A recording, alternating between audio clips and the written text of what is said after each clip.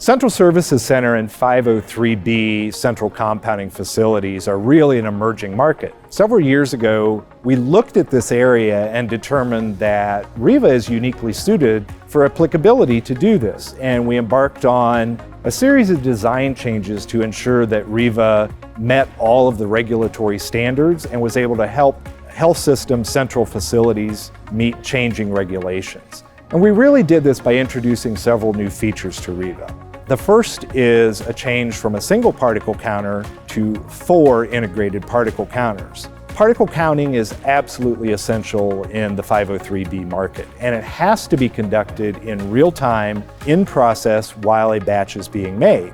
We've positioned those counters at each critical site within RIVA, as well as within the inventory storage area to ensure that area is remaining clean as well. All of this data is then fed into an integrated monitoring system with configurable alarm and alert levels that can alert when levels are starting to rise but not yet exceeding the regulatory standards. The second configuration change was introduction of 2 new temperature and humidity monitors. What these allow us to do is monitor independently the temperature both in the compounding cell as well as in the inventory storage area. This ensures that drugs that are being held over an extended period of time are within their controlled room temperature limits. The third new feature was integration of viable particle impact sampling. This is rather unique in the 503B market, and it can be certainly done manually. But by having an integrated sampler built into RIVA, we're able to move that around between different types of compounding processes and sample at the exact site where the injection of drug is actually occurring into the final dose. This is a mandatory requirement for 503B environmental monitoring. So having a robust sampling system of both non-viable as well as airborne particles is something that nobody else in this space can do.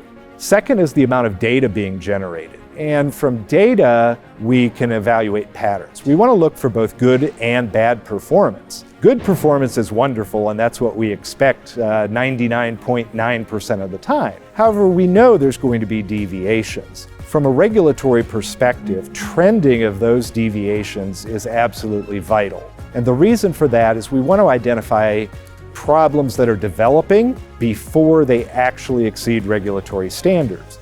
By monitoring particles continuously and trending it, we could see if there's a slight upward tinge at a particular location. That may indicate a small contaminant that's present, a filter that may be starting to go bad, something that needs attention. By addressing it before it becomes a problem level, that enables us to continue production, correct the problem, and then address that deviation in a positive manner rather than in a reactive manner.